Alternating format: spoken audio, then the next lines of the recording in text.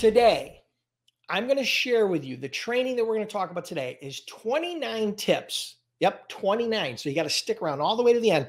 29 tips to help you grow a seven-figure freight broker or freight agency business. Now, these are 29 tips that I've been using. These strategies and principles that I'm going to share with you today are things that I've been using since I read one of my favorite books called How to Win Friends and Influence People. I've given away hundreds of copies of this book in my career. I don't know how many it is, hundreds. They should probably pay me royalty at this point, how many I've given away and how much I've promoted this book. These are 29 tips that come from this book. So I highly recommend that you read this book, buy the book. I think it's 10 or 15 bucks. It's cheap. I think there's also an Audible version, but I give away the physical copies of the book all the time. So I'm going to give away 29 tips. Now, this is how to win friends and influence people. This is a core and fundamental skill that you need to understand. Now, there are a lot of different components to it. I'm going to share with you 29 tips. Now, that means I can't do a deep dive like the book does, okay? I'm going to touch on some of these tips and try to relate them back to how it will help you grow a successful freight broker or freight agency business. Okay, so there's some different areas here that we're going to cover. But again, I'm going to dive into these. I'm going to touch on these. But here we go. So here's the 29 tips. Okay, starting with techniques in handling people. Learning and understand how to handle people and deal with people is critical to your success as a freight broker or freight agent. This is a people business. Okay, as much as people want to push it online, it's a people business, right? People buy people. They don't buy websites. They don't buy, they don't buy price. They buy people, right? So here, techniques in handling people. Number one principle, don't criticize, condemn, or complain. Now, these are tips that are going to help you in three primary areas of your business. One, getting customers. Two, developing successful carrier relationships. And three, developing successful relationships with your employees, with your team, dispatchers, agents, and other people that work inside your business with you, okay? So these principles are going to help in all three of those areas, okay? And principle number one is don't criticize, condemn, or complain. That's number one. Number two, give honest and sincere appreciation, okay? Show appreciation. This one always sticks out to me, particularly on the carrier side, right? Drivers and carriers are very underappreciated. It will go a million miles, go a long way to be remembered and appreciated if you just show a little appreciation. Something as simple as saying thank you. Something as simple as sending a pizza to a carrier or a dispatcher or a driver who bailed you out of a difficult situation. Those are ways that you can show honest and sincere appreciation. That's principle number two. Principle number three, arouse in others an eager want. Okay, now you have to listen on this one because I'm going to give you an example. Arouse in others an eager want. In order to take advantage of this principle and to leverage this principle, you have to first understand what somebody wants. That means you have to build rapport. That means you have to listen. That means you have to ask good questions. So let's say, for example, most people in corporate America, whether they're a shipping manager, logistics manager, traffic manager, they all want one of three things or all three things. They want a promotion, they want a raise, or they want recognition. Those three things, okay? So if you know that, okay, what you can do is you can arouse in another person an eager want. So you can bring that to the table, make that a part of the conversation, make that a part of the dialogue. Why? Because it's important to them. And remember, it's developing relationships. It's all about them. Now, that whether that's a shipper or a carrier or an employee, you can do the exact same thing. I just happened to give you an example on the shipper side. Okay. So those are three techniques in handling people, right? And again, these are principles that are coming from Dale Carnegie book, How to Win Friends and Influence People. So those are the first three principles. We got 29 to get through. So I got to really hustle here. All right. Here's 6 ways to make people like you. These are principles that came from the book. Number one, become genuinely interested in other people. If you want people to like you, if you want to develop good rapport, show interest in other people. Don't make it about you.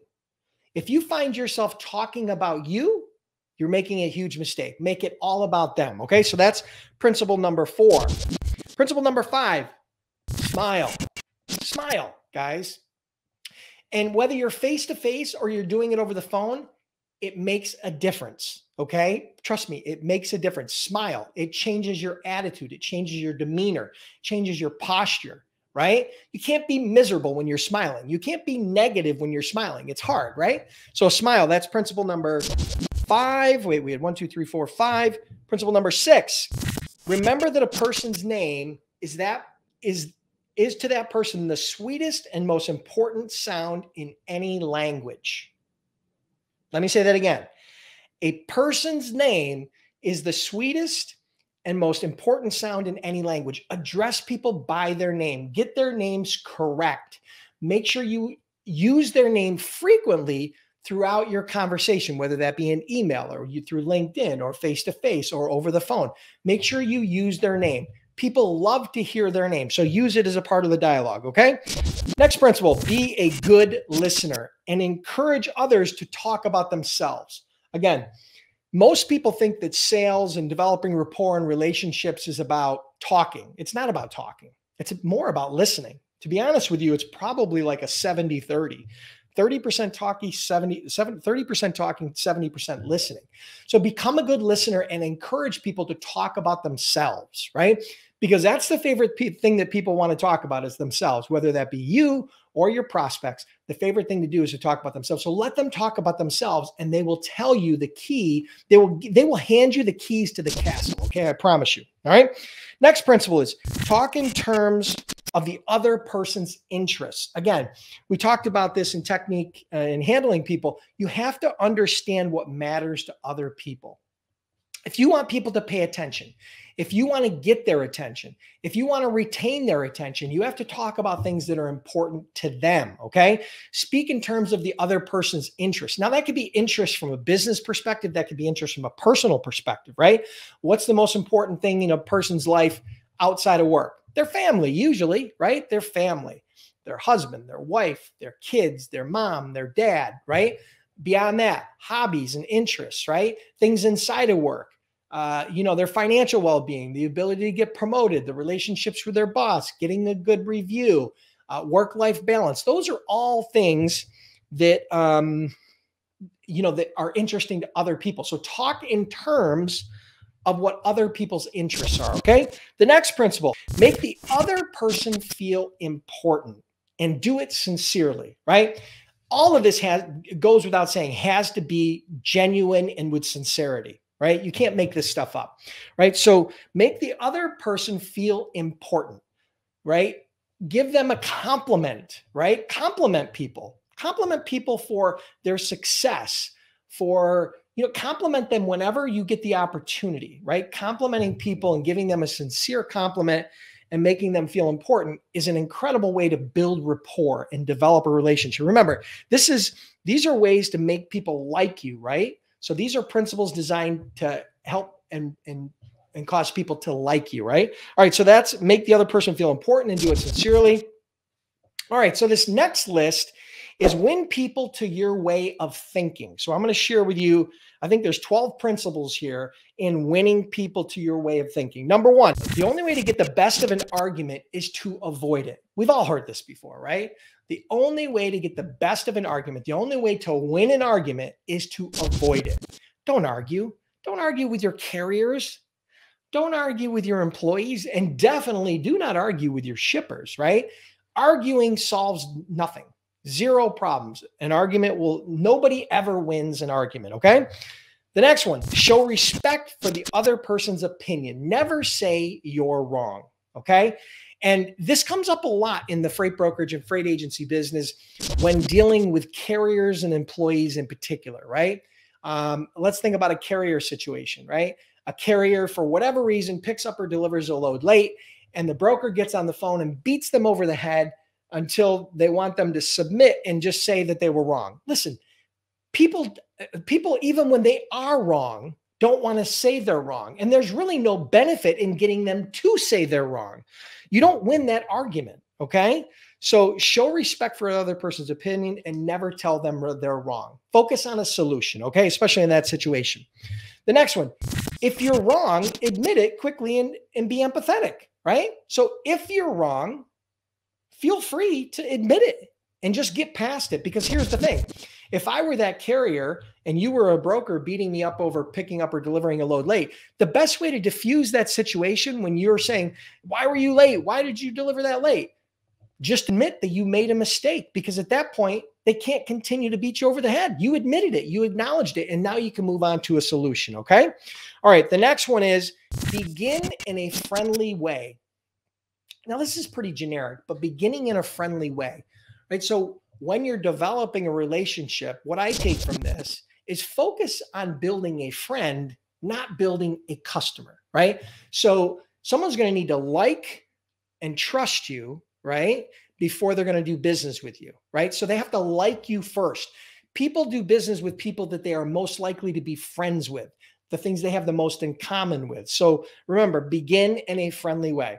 The next one, get the other person saying yes, yes, immediately. So focus on getting them to say yes. Use questions and use trial closes and use particularly questions as a part of your dialogue in getting them to say yes. The more you can get them to say yes and to be agreeable in the early stages of the conversation, statistically and probability wise, the more likely they are to stay agreeable and to sway to your way of thinking. Okay. So get them saying yes early, even if it's just a nod or some sort of affirmation or confirmation of what you're saying and how you're approaching the conversation. Okay.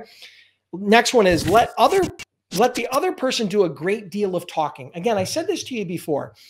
Most conversations, particularly on the sales side, should be about a 70-30. 30% you talking, 70% them talking. If it's reversed, you're doing something wrong. Let the other person do a great deal of talking. And the way you promote having them talk is to ask good questions, right? If you ask a question and it's a good question, where they can't just say yes or no or a one-word answer. If you ask them a question that requires a dialogue, it's going to create a two-way dialogue versus just a one-way you speaking at them versus having a real conversation, okay? So let the other person do a great deal of talking and don't interrupt them, right? Next one, let the other person feel that the idea is his or hers. This happens a lot, particularly with employees, at least in my experience. People love to take credit for an idea. And sometimes the boss likes to steal credit from their employees, right? And so my suggestion to you, particularly in that situation, is regardless of who came up with the idea, let them own it, right? They're going to take a lot more pride in owning it. They're going to actually follow through whatever that idea is. They're going to implement that idea. They're going to promote that idea if they think it's their own, right? It doesn't matter who came up with the idea. All it matters is that it's a great idea and that it gets implemented. So let the other person feel that the idea is his or hers, right?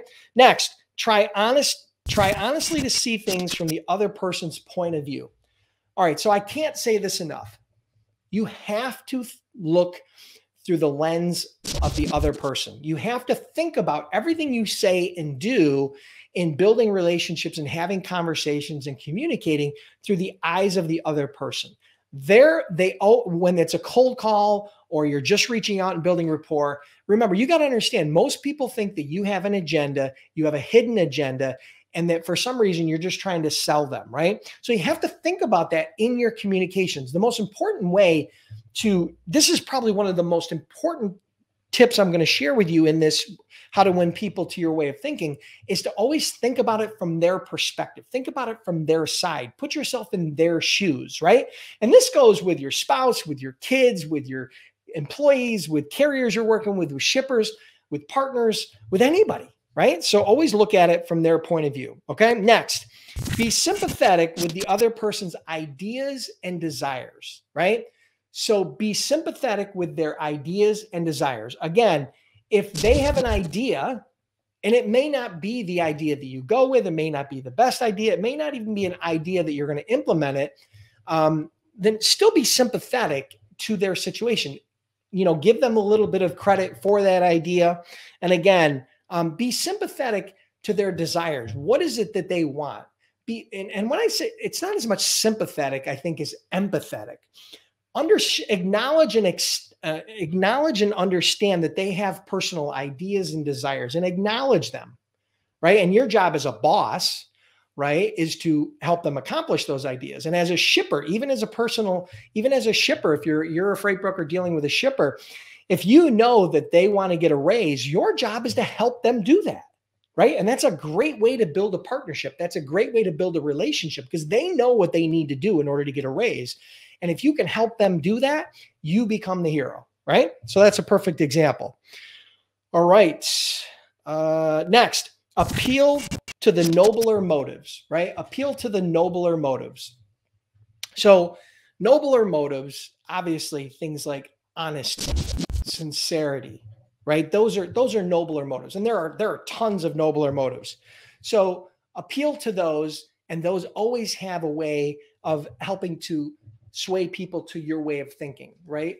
Focus on things that are the attributes and let's say attributes and things that people would want others to think about them. Everybody wants to be thought of as honest and friendly and smart, intelligent, right? Trustworthy, right? Appeal to those types of motives, and that always will help people to lean to your side. Dramatize your ideas. Now, when I say dramatize your ideas, the best way to dramatize your ideas is through a story or through an example, right? So a case study with a customer is a perfect example of that. Or using a story of how you've helped in another situation, whether this be a shipper, whether this be an employee, whether this be a carrier. Come up with stories, and that will help to dramatize your ideas, okay? Stories, there's this old saying, facts tell, but stories sell. So a way to dramatize those ideas is to put them in a story format, okay? And the last one for this section is throw down a challenge. Now, throwing down a challenge, sometimes, let me give you a sales example of this. Throwing down a challenge can sometimes be challenging, right? Because what do you mean by, do you really want to challenge a prospect? Do you really want to challenge an employee or a carrier? Throwing down a challenge might be something like this. And this is a unique example, but let me give you an example. If there were a shipper that I really wanted to do business with, and I saw a huge upside, and we had a good relationship, but for some reason, he just wouldn't give me the first order, right? And I just couldn't get the first order. Here's a challenge that I might throw down. And some of you might think this is crazy. I might say to the prospect, listen, Joe, we've been talking about this for a while. We've agreed on price. You have all my details. You have all my information. You know I'm trustworthy. But for some reason, we just haven't been able to initiate and get this relationship going. Here's what I'm going to propose. Give me the first load. And if for some reason I do not pick up and deliver that load on time in good condition with no problem, you pay zero. You pay zero. I'm going to give you a guarantee on this first load, just so you know how sincere I am and that you can trust me. If for some reason this load doesn't deliver on time with no issues, with no damage, with no problems, you pay me zero. Now that's a challenge. It's challenging two things. It's challenging him or her, and it's also challenging me. Now you got to be very confident to do that. But if you did that to a prospect, how do you think they would react? Do you think that all of a sudden the hair on their neck would go down and that they would be more at ease? They're saying to themselves, listen, if this guy's willing to put 100% money back guarantee on this deal that I don't have to pay anything if he doesn't deliver it on time, I think it's a good bet. So that's a perfect example of challenging somebody, all right? And that's just one example, all right? All right, so let's move on to the next section. Be a leader. So being a leader, how to change people without giving offense or arousing resentment. I'm going to share with you 9 tips on that. I'm going to go through these quickly. Number 1, begin with praise and honest appreciation. These are things, particularly, again, being a leader. A lot of this, I think, is going to relate back predominantly to your employees, your team, maybe your carriers, and it certainly can cross over into the shipper relationship. So begin with praise and honest appreciation. The next one, call attention to people's mistakes indirectly, right? Don't directly, again, we talked about this before. Don't make somebody admit that they made a mistake. There's no benefit in that. Point to their mistakes indirectly. The next one, talk about your own mistakes before criticizing another person's mistake. Talk about your own mistakes before, listen, self-deprecation, right? Telling a story an embarrassing story about yourself is one of the best ways to endear yourself to others. It's one of the best ways to build rapport because it shows that you're humble and you have no ego and that you're willing to admit their mistakes. Okay. So if you want others to acknowledge their mistakes, then share your own mistakes, right? So that's an example. Ask questions instead of giving direct orders. Perfect example of dealing with an employee, right? If you're dealing with an employee or an agent or a contractor of some sort, instead of giving direct orders, ask good questions. It's a much better way to point out what needs to be done next as opposed to giving a direct order, right? Because again, when you ask that question and they come back with the feedback, all of a sudden now it's their idea, right? And they're much more likely to promote it, execute it, follow through, and stick with it if it's their own idea. Next one, let the other person save face. It's always, whenever you get into a debate, whenever you get into an argument, whether it be heated or controlled or whatever, always let the other person save face. Don't make them walk away with their head down in shame. Let them save face, right? It's very important if you want to develop a strong relationship. Again, this is all about being a leader, how to change people without giving offense or arousing resentment. That's what this list is all about, right? All right, the next one, praise the slightest improvement and praise every improvement. Be hearty in your approbation and lavish in your praise. Listen, if there's one thing that employees want above money, it's praise. So recognize them amongst their peers. The same thing with carriers, right? With your carrier relationships. Recognize that they've done a good job. We used to have a list of the top carriers we would put out every year.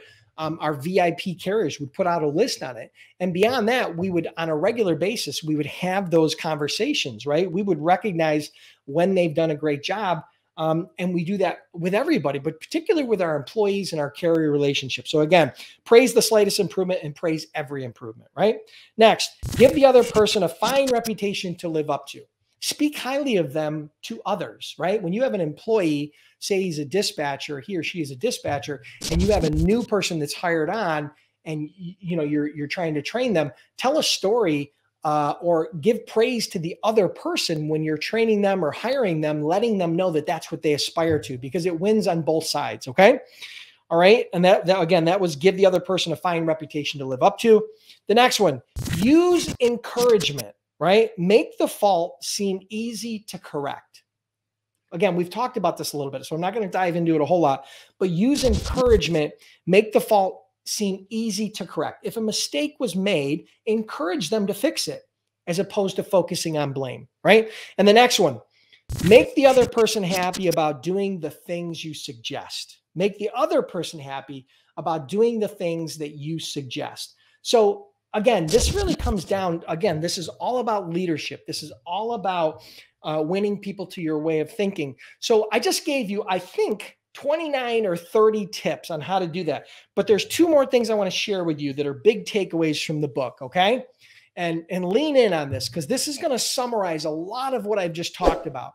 And if you don't take anything else away from this training, please take these two things away. I would strongly recommend you go back and make some notes and a list, particularly the things that resonated with you. But these two things are critically important to take away. The key to influencing others is, again, this statement: the only way on earth to influence other people is to talk about what they want and show them how to get it. Listen to that. It's really important that you listen to that. I don't care if it's an employee. I don't care if it's a carrier. I don't care if it's a shipper. I don't care if it's your partner. I don't care if it's your spouse. I don't care if it's your kids. I don't care who it is. You have to, the only way on earth to influence other people is to talk about what they want and show them how to get it, right? That's the key to influencing others. That's summarizes a lot of what we talked about here. The next one is the secret to success, right? That comes from this book is, if there's any one secret to success, it lies in the ability to get the other person's point of view and see things from that person's angle as well as from your own. Now, listen, again, this is really important. And then we're going to wrap up this training, but this is really important. If there's any one secret, it lies in the ability to get the other person's point of view and see things from the other person's angle as well as your own. So you have to put it in their perspective. I said that before. So those are two huge takeaways. Those are 29 or 30 tips I just shared with you that will help you to grow a 7-figure freight broker, freight agency business. I hope you guys enjoyed this. If you did, if you're curious about becoming a freight broker or a freight agent, check out freightbrokerbootcamp.com. We've trained over 10,000 students, been in business over a decade, and I have personally done over $200 million as a freight broker. So again, check out freightbrokerbootcamp.com. Do me a huge favor, wherever you're listening to this, like, comment, share, and make sure you show up every Monday at noon. If you're not subscribed to the YouTube channel, make sure you hit that subscribe button as well as the little bell next to it to make sure you get notified. I hope you guys enjoyed this. Have an awesome day.